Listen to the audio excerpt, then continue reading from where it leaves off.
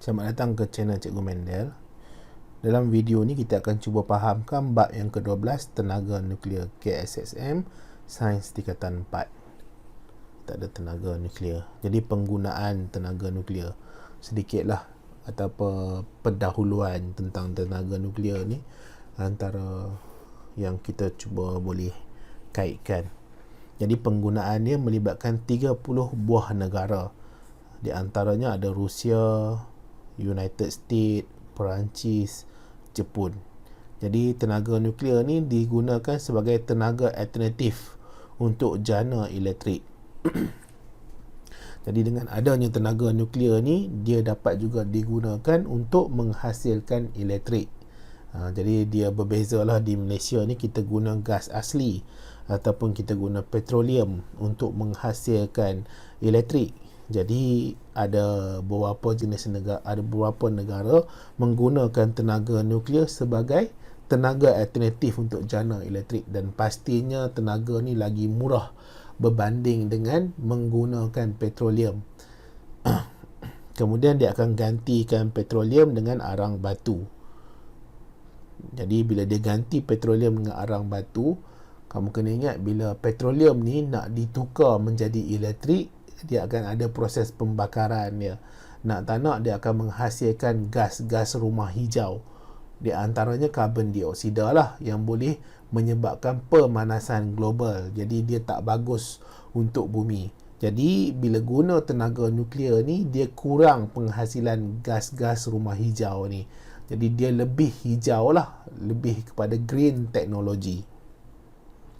Dan tenaga yang dihasilkan menggunakan tenaga nuklear ni adalah lebih besar dan lebih efisien. Jadi tenaga juga dia menghasilkan sinaran mengayon. Jadi daripada penggunaan tenaga nuklear, teknologi tenaga nuklear ni, dia boleh menghasilkan sinaran mengayon. Sinaran mengayon ni dia penting untuk apa? Penting untuk digunakan dalam bidang perubatan, bidang pertanian dan perindustrian. Jadi kamu boleh buka muka surat 256 ni ya, buku teks. Semua nota yang cikgu guna ni adalah berdasarkan buku teks. Membebaskan gas rumah hijau yang sedikit. Tadi cikgu ada terang tentang gas rumah hijau ni. Jadi kenapa ada negara-negara yang terpaksa ataupun bergantung dengan tenaga nuklear ni? Sebab negara tersebut dia kurang sumber tenaga lain. Sebagai contoh, Malaysia ni kita pengeluar petroleum, minyak kan. Kita ada pelantar-pelantar minyak. Tapi ada negara dia tidak ada sumber minyak. Jadi bila dia tidak ada sumber minyak, ini menyebabkan dia terpaksa kena cari alternatif lain yang boleh digunakan untuk penghasilan elektrik, untuk dihantar ke rumah-rumah, ke industri-industri, ke bangunan-bangunan. Jadi dia terpaksalah gunakan tenaga nuklear. Selain daripada itu, negara ni juga adalah negara-negara yang besar keluasan dia. Jadi bila negara yang besar, penduduk dia padat seperti China, jadi dia memerlukan kuantiti yang lagi banyak, elektrik yang lagi banyak. Jadi macam mana dia nak supply, dia nak bekalkan elektrik dengan kadar yang cukup kepada seluruh penduduk dia yang padat ni dan yang besar ni, kalau dia tidak dapat menghasilkan kuantiti yang banyak. Jadi nak tak nak, tenaga nuklear ni dapat membantu dalam memastikan semua penduduk dia mendapatkan perkhidmatan ni ataupun mendapatkan kemudahan elektrik ni.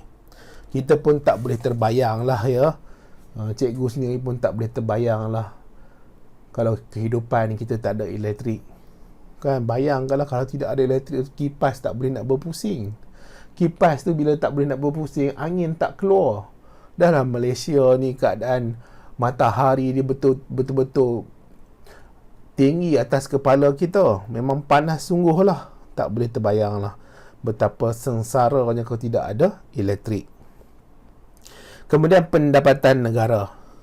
Jadi ada negara-negara yang dia bergantung dengan tenaga nuklear. Sebagai contoh, di Slovakia ni dia ada reaktor nuklear yang boleh menghasilkan elektrik yang lebih, dan dia boleh jual kepada negara-negara yang berjiran.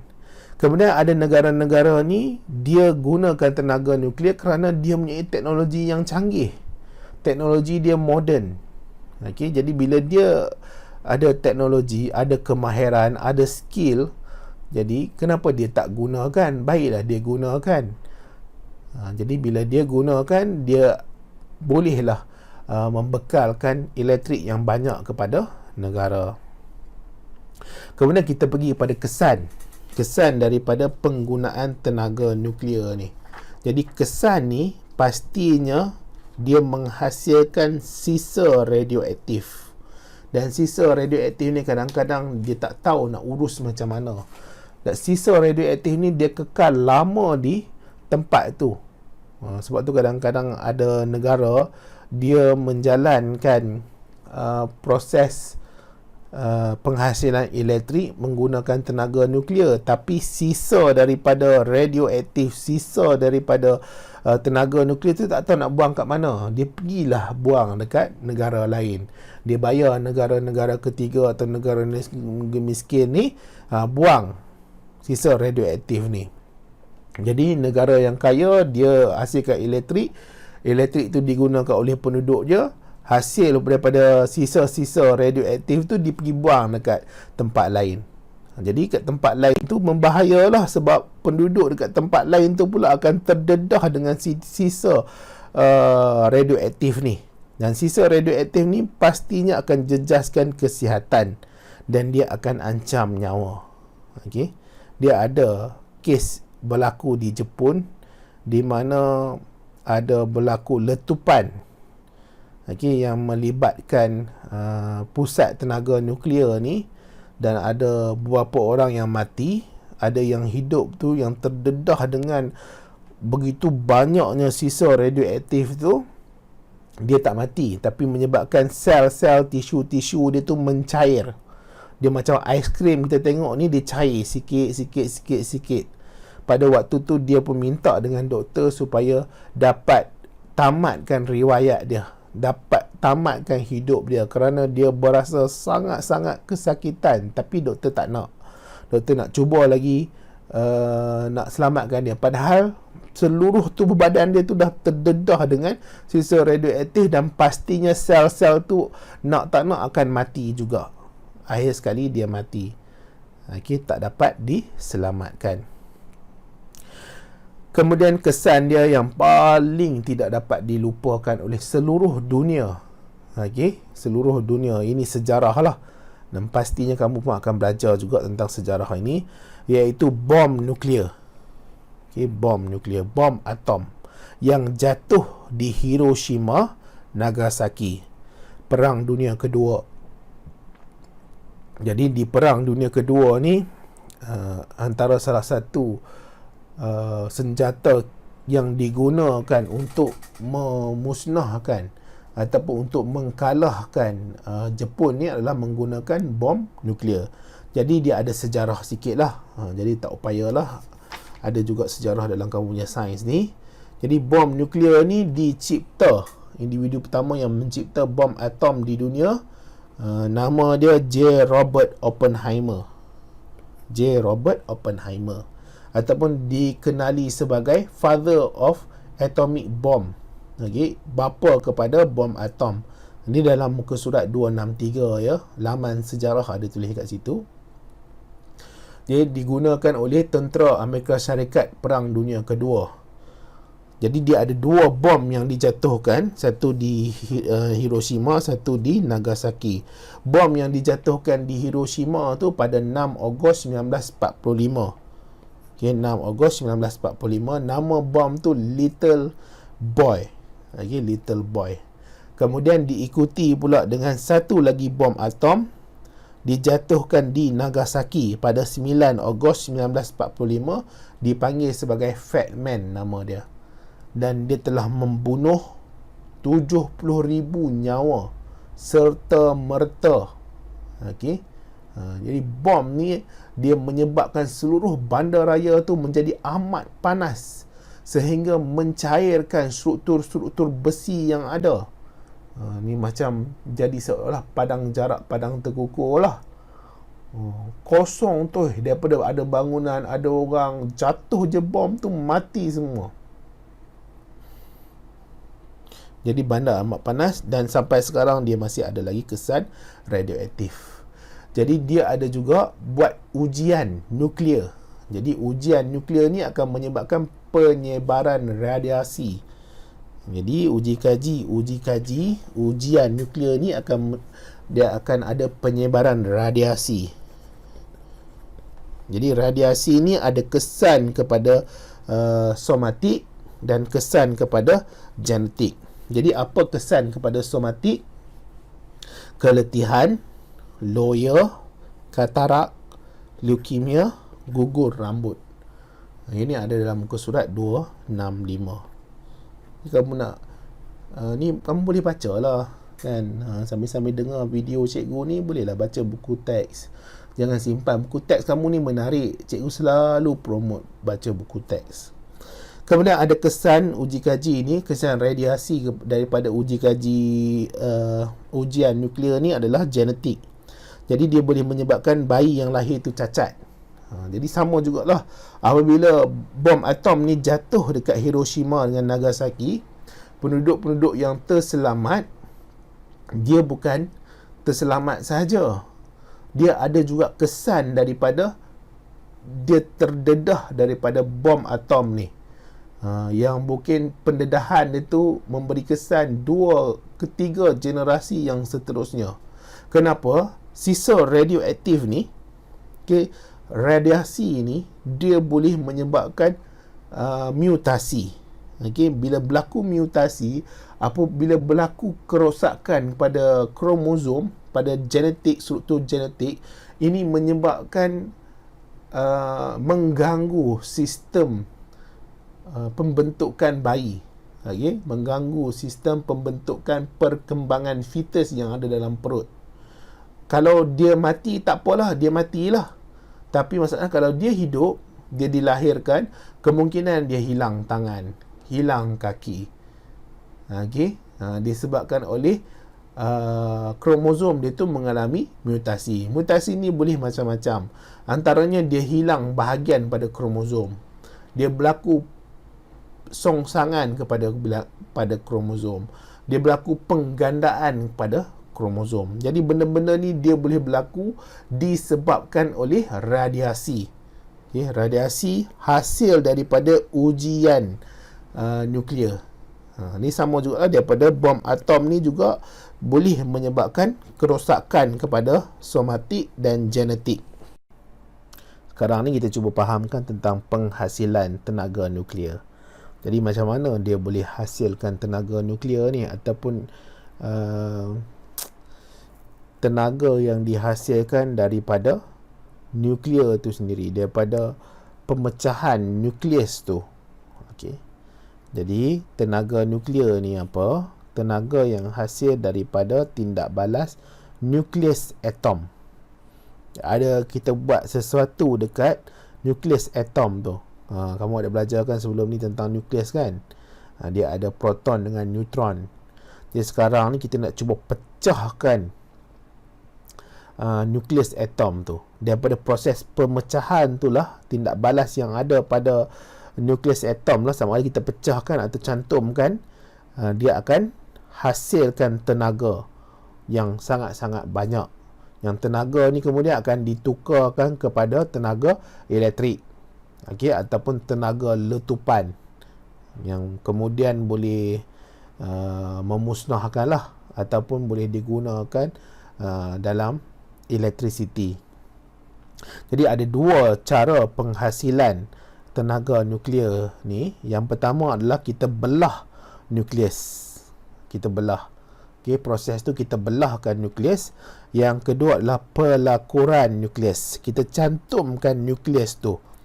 Cantumkan nukleus. Sekali lagi macam mana nak menghasilkan tenaga nuklear ni? Jadi yang pertama kita belah nukleus. Nukleus ni apa? Nukleus yang ada pada atom tu. yang ada proton dengan neutron. Kamu belajar sebelum ni kan, yang selalunya kalau nukleus ni dia dalam keadaan positif, disebabkan oleh neutron ni dia tidak bercas. Okey, jadi pembelahan nukleus, pelakuran nukleus. Pelakuran ni kita cantumkan bahagian nukleus tu. Kita pergi dulu kepada pembelahan nukleus. Ni kamu boleh tengok dekat muka surat 258 ya. Kalau siapa yang berminat nak beli buku nota cikgu ni, bolehlah beritahu. Kamu mesej cikgu, ada cikgu letakkan nombor kat atas. Kalau tak beli pun tak apa, baca buku nota yang ada lah. Buku nota pula, buku teks. Jadi buku teks ni pun sangat-sangat bagus. Proses pemecahan satu nukleus radioaktif berat. Jadi ini keyword dia, pemecahan. Nama pembelah kan, pemecahan. Jadi pecah ni pecah kepada 2 atau lebih nukleus. Jadi nukleus akan jadi lebih ringan, lebih stabil. Jadi daripada proses pemecahan nukleus ni kepada 2 atau lebih, dia akan bebaskan tenaga. Jadi sekarang ni macam mana dia nak pecahkan? Dia ada satu neutron. Satu neutron. Neutron ni yang perlahan bedil. Okey, bedil pada ni unsur ni, iaitu unsur uranium negatif 235. Uranium negatif pula, uranium 235. Memang tulisan dia macam tu lah. Cikgu nak cerita lebih pun cikgu tak tahulah. Okey, ni sebab yang ini dia lebih kepada kimia. Cikgu punya degree dulu biology, minoring dalam matematik. Tapi ini untuk bagi kamu faham lah ya, dengan sedaya upaya cikgu lah, sedaya mampu cikgu nak bagi kamu faham berdasarkan apa yang cikgu faham. Jadi kita ada satu neutron ni dibedil. Bedil tu macam ditembak kan, ditembak pergi dekat uranium 235 ni, menyebabkan bila dah tembak kat uranium ni, dia punya atom, nukleus atom tu pecah.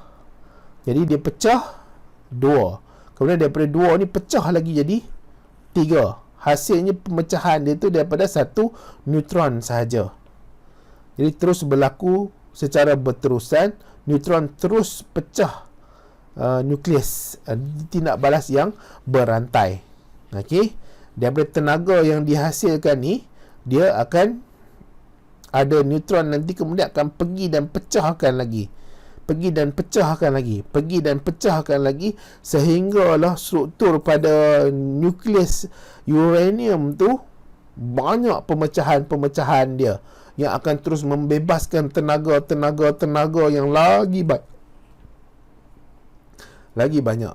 Okey, kamu nak detail kamu boleh baca muka surat 258. Jadi terus berlaku secara berterusan, neutron terus belah nukleus. Tindak balas ni secara berantai. Jadi dia akan bebaskan banyak tenaga. Okey, sekali lagi ya, yang kita ulang sekali lagi. Kenapa cikgu selalu ulang ni kadang-kadang 2-3 kali? Supaya nak biasakan kita dengar. Jadi bila kita biasa dengar, kita tak terkejut sangat. Contohnya sebelum ni kamu tak pernah dengar tentang uranium ni kita boleh pecahkan menggunakan neutron. Jadi first time kamu dengar tu mungkin kamu macam mana ya. Kali kedua dengar, oh neutron, uranium, pecah. Kali ketiga dengar, terus boleh ingat, ada dalam memori kamu. Mungkin kamu tak apa nak jelas faham sangat, tapi at least dah ada word neutron, pecah, bedil, uranium. Nanti mungkin kali keempat, kali kelima, cikgu dekat sekolah pun ulang lagi, boleh terus faham. Dan faham, dia akan lagi kuat ingatan tu. Okay, ini pengalaman cikgu lah. Mungkin cikgu kat sekolah tu dia berbeza sedikit. Ini pengalaman cikgu.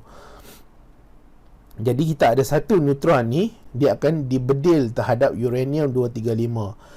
Kemudian dia akan menghasilkan pemecahan kepada nukleus 2 atau 3 lebih ni. Pada waktu yang sama dia hasilkan tenaga. Tenaga ni pula akan menyebabkan ada neutron yang lain pula pergi pecahkan. Okey, pergi pecahkan cebisan-cebisan nukleus ni. Dia akan terus berlaku secara berantai, tindak balas berantai yang akan bebaskan lebih banyak tenaga. Seterusnya kita ada pelakuran nukleus. Pelakuran nukleus proses cantuman 2 nukleus radioaktif yang ringan bentuk satu nukleus yang berat. Jadi tadi pecah, bedil. Sekarang ni dia berlaku cantuman. Dua nukleus radioaktif yang ringan. Dua nukleus radioaktif ni ringan ni dia cantum. Bila dia cantum, dia menghasilkan satu nukleus yang berat. Satu nukleus yang berat ni pada waktu yang sama juga hasilkan pembebasan tenaga. Okey, berlaku pada suhu yang tinggi. Jadi lebih banyak tenaga daripada belah nukleus. Jadi ini pelakuran nukleus lagi banyak tenaga daripada belah nukleus. Yang dalam buku ni dia bagi contoh yang ini, deuterium dengan tritium. Deuterium dan tritium ni dilakurkan. Okey, dicantumkan dua nukleus ni yang menyebabkan berlaku pada suhu yang tinggi akan membebaskan tenaga. Okey, membebaskan tenaga. Dan hasilnya ada neutron di sini, ada helium. Okey, itulah yang berlaku ya. Jadi di sini dia ada beritahu disebabkan banyak negara ada senjata nuklear, jadi wujudlah perjanjian pengawalan senjata nuklear. Jadi Malaysia pun ada juga dicuba nak fahamkanlah teknologi nuklear ni. Tapi disebabkan Malaysia 70% masih lagi menggunakan sumber tenaga gas asli. Tapi gas asli ni tidak boleh diperbaharui. Jadi lama kelamaan dia akan habislah, dia cepatlah berbanding. Uranium ni pun sama juga. Dia tenaga yang tidak boleh diperbaharui. Dia ambil masa yang lama untuk dia terbentuk. Jadi nuklear reaktor 1 megawatt sahaja. Jadi kita Malaysia tak besar lah. Jadi untuk tujuan uji kaji sahaja. Dia bukan untuk menghasilkan tenaga elektrik nak supply seluruh Kedah ke seluruh Perlis ke tak ya. Yang ini sekadar uji kaji sahaja untuk tujuan pembelajaran, nak bagi faham lebih tentang Malaysia punya teknologi nuklear. Ini bahagian yang terakhir dalam bab ni, penjanaan tenaga elektrik daripada tenaga nuklear. Jadi kita dah tengok kan sebelum ni tentang nuklear. Ada pelakuran dengan pembelahan nukleus yang akan menghasilkan tenaga. Dan tenaga tu kemudian dalam penjanaan tenaga elektrik ni, tenaga nuklear tu kita tukar jadi tenaga elektrik. Jadi dengan adanya tenaga elektrik itu bolehlah dihantar ke industri, hantar ke pejabat-pejabat, hantar ke rumah-rumah. Yang sekarang ni cikgu percayalah kamu nak dengar cikgu punya video ni pun kamu guna device kan, kamu guna handphone ke, kamu guna komputer ke. Jadi kalau kamu ingat lagi yang sebelum ni cikgu ada sebut tenaga nuklear ni, kalau sesuatu negara tu dia mempunyai teknologi, dia akan jadi tenaga yang murah lah, yang dapat bekalkan tenaga elektrik yang banyak untuk memenuhi keperluan penduduk. Okey, terutama sekali contohnya macam China kan, gunakan tenaga nuklear tu tukar jadi tenaga elektrik, kemudian dia supply lah kepada seluruh penduduk dia yang padat. Antaranya Jepun pun sama jugalah. Jadi dia ada industri yang berat tu, industri automotif kan, industri pembuatan kereta, industri pembuatan kapal.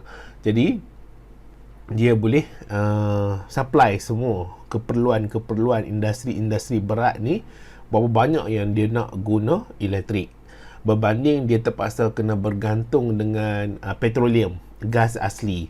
Jadi kalau bergantung dengan petroleum ni, dia bergantung dengan harga petroleum dunia. Jadi kalau dia meningkat harga tu, elektrik tu kemungkinan akan meningkat. Jadi dia cuba nak elakkan lah, jadi dia guna tenaga nuklear ni. Okay, kita pergilah kepada penjanaan tenaga elektrik daripada tenaga nuklear. Melibatkan stesen jana kuasa tenaga nuklear. Jadi dia ada stesen jana kuasa dia sendiri. Sebuah stesen jana kuasa nuklear terdiri daripada reaktor nuklear dan penjana. Jadi reaktor nuklear ni akan hasil jumlah tenaga yang besar. Jadi reaktor nuklear ni akan hasilkan tenaga yang besar.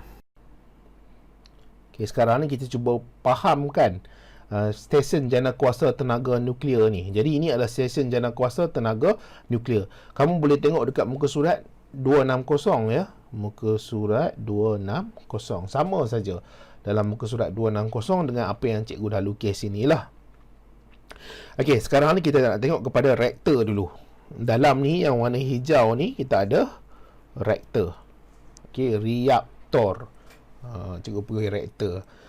Boleh lah ya, yang warna hijau ni reaktor. Kemudian kita ada di dalam ni. Di dalam reaktor ni yang warna merah ni. Warna merah tu apa? Rod bahan api uranium. Rod bahan api uranium ni apa yang dia akan buat? Akan bebaskan, cikgu tukar warna merah. Akan bebaskan tenaga haba melalui pembelahan nukleus. Jadi di situ akan ada pembedahan nukleus. Jadi bila dia berlaku pembedahan nukleus, dia akan hasilkan tenaga haba. Okey. Bila hasilkan tenaga haba ni kuantiti dia tinggi lah. Okey, seolah-olah macam kamu nampak kalau nak kata tinggi tu, kamu masak air kan, jerang air tu menggelegak-gelegak. Tapi itu tak ada lah hebat sangat. Tenaga haba yang dihasilkan oleh pembelahan nukleus ni lagi berjuta-juta kali lagi besar. Bayangkanlah Nagasaki dan Hiroshima tu jadi padang jarak padang terkukur kan. Okey. Seluas mata memandang habis semua. Bangunan-bangunan, rumah-rumah musnah, besi-besi jadi lebur. Bayangkan betapa kuatnya. Okey. Jadi dia akan panaskan gas yang mengalir melalui teras reaktor. Okey. Teras reaktor. Jadi untuk dia pastikan reaktor ni dapat kawal berapa banyak tenaga yang nak dihasilkan supaya nanti reaktor ni tak pecah, dia ada moderator grafik dengan rod pengawal boron. Jadi apa yang moderator grafik ni boleh buat? Dia boleh perlahankan neutron. Okey, yang dekat luar ni dia perlahankan neutron. Kamu ingat neutron tu untuk apa? Neutron ni lah yang akan digunakan untuk pecahkan nukleus uranium ni. Kemudian bila dia dah pecah jadi dua, akan ada neutron-neutron lain akan sambung pecah dia. Pecah lagi. Jadi setiap kali pemecahan tu bebas tenaga. Jadi dia akan bersambung, berantai-rantai selagi mana ada neutron tu pergi bedil dekat uranium. Sebab tu dia punya penghasilan tenaga tu tak nampak ni dibayangkan oleh fikiran kita lah. Memang sangat-sangat besar dan hebat. Sebab tu tenaga haba yang dihasilkan itu memang sangat-sangat tinggi. Jadi apa yang berlaku di sini, dia ada ejen penyejuk yang akan dipam masuk ke dalam reaktor. Jadi ejen penyejuk ni akan serap haba hasil tindak balas nukleus. Jadi gas sejuk ni akan lalu dekat di celah-celah teras moderator grafik ni. Pada waktu yang sama dia akan jadi gas panas lah. Sebab gas sejuk ni masuk, bila dia lalu dia akan jadi gas panas. Gas panas ni akan mengalir dan pergi ke kawasan sini. Di kawasan situ apa yang berlaku? Dia akan menyebabkan air sejuk yang masuk ke dalam kawasan ni ditukar jadi steam panas. Steam panas ni sebab apa? Sebab ada gas panas yang lalu di kawasan sini. Jadi bila ditukar air sejuk ni kepada steam panas ni akan lalu di turbin. Turbin ni putar oleh aliran steam. Magnet dalam penjana diputar. Jadi bila dia putar, steam panas ni hasil daripada gas panas, hasil daripada rod api, bahan api uranium, pembedahan nukleus, menyebabkan ada penghasilan steam panas. Steam panas ni boleh menjadi steam sebab apa? Sebab ada haba yang bertindak balas terhadap air sejuk, ditukar jadi steam. Steam panas ni kemudian akan pusingkan turbin ni. Jadi turbin ni selalunya kita dengar sebelum-sebelum ni ada dekat empangan kan. Jadi dia pasang dekat empangan tu, bila air lalu turbin tu pusing. Dengan ada pusingan turbin tu, ada magnet pada hujung turbin tu nanti akan hasilkan tenaga elektrik. Okey, akan jana tenaga elektrik. Satu lagi kemungkinan ada dekat laut. Dekat laut yang ombak dia tinggi, bila ombak tu kena pada turbin tu berputar dia akan hasilkan tenaga elektrik berdasarkan magnet yang ada di hujung dia tu. Sama juga kat kincir angin. Okey, kincir angin kan. Jadi turbin ni di hujung tu dia ada penjana elektrik. Dia akan jana elektrik melalui aruhan elektromagnet apabila magnet berputar dalam gelung dia. Jadi di sini. Jadi dia akan hantarlah elektrik tu pergi ke pencawang. Pada waktu yang sama, apa jadi dekat steam ni? Steam tu, steam panas ni, bila dah pusing dekat turbin, dia akan masuk ke dalam kondenser. Jadi apa berlaku di kondenser? Sejuk dan kondensasi steam jadi air. Jadi ada kondenser ni, steam tadi akan bertukar jadi air. Air tu akan masuk, air tu bila dah tukar, bila steam tu dah jadi air, dia masih lagi panas. Steam panas tu bila ditukar jadi air, air tu masih lagi panas. Sebab tu dia air panas di sini, warna merah. Jadi dia masuk ke menara penyejukan untuk sejukkan dia.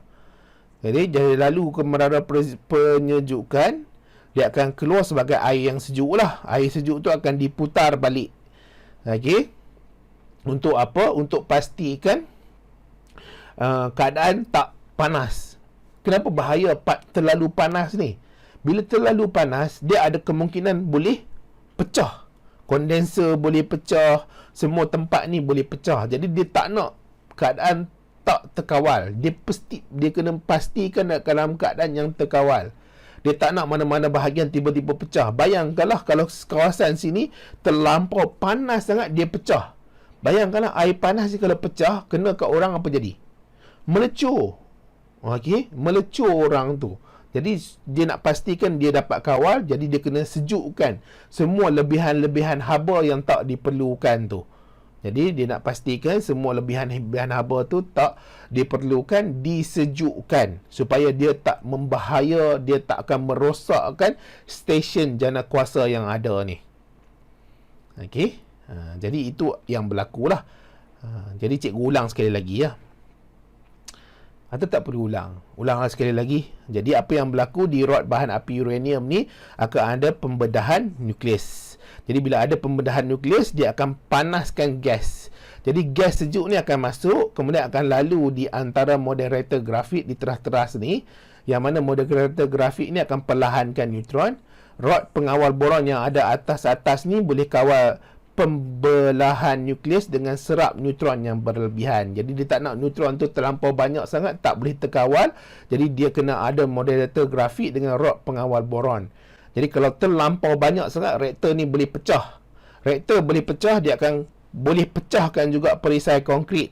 Bila perisai konkrit pecah, sinaran radioaktif ni akan bebas di kawasan tu. Dia akan boleh mengganggu penduduk yang ada di kawasan setempat dengan pekerja-pekerja yang di stesen jana kuasa tenaga nuklear ni. Jadi gas sejuk tu akan lalu, kemudian dia akan ditukar menjadi gas panas. Okey, dia ada pump lah yang akan tolak dia masuk. Jadi gas panas ni akan lalu, kemudian akan menyebabkan air sejuk. Okey, air sejuk yang masuk ke kawasan ni ditukar jadi steam panas. Okey, kenapa boleh jadi tukar steam panas? Sebab air sejuk ni bila dia kena dengan gas panas ni, dia akan menggelegak dan dia akan ditukar. Dia seolah-olah mengalami pendidihan. Akan ditukar jadi steam panas. Steam panas ni akan menyebabkan turbin ni berputar. Bila turbin berputar, dia ada magnet yang kemudian boleh ada jana elektrik. Okey, di hujung ni penjana elektrik dan boleh hantar ke pencawang. Pada waktu yang sama, steam panas ni akan masuk ke kondenser. Jadi steam panas bila masuk ke kondenser, dia akan disejukkan steam panas tu. Dan di sini akan berlaku kondensasi. Steam menjadi air. Kondensasi steam jadi air. Jadi air itu masih lagi keadaan dia panas sebab dia boleh campur dengan steam yang panas. Jadi air panas tu akan dimasukkan ke dalam menara penyejukan. Jadi bila dia lalu dekat menara penyejukan, air itu jadi sejuk. Kemudian dia berputar lagi untuk teruskan proses dia. Jadi ini yang berlaku dalam stesen jana kuasa tenaga nuklear. Dia tak ada susah sangat. Kamu janganlah fikir terlalu complicated sangat. Okey. Jadi ini yang berlakulah habis bab terakhir tenaga nuklear.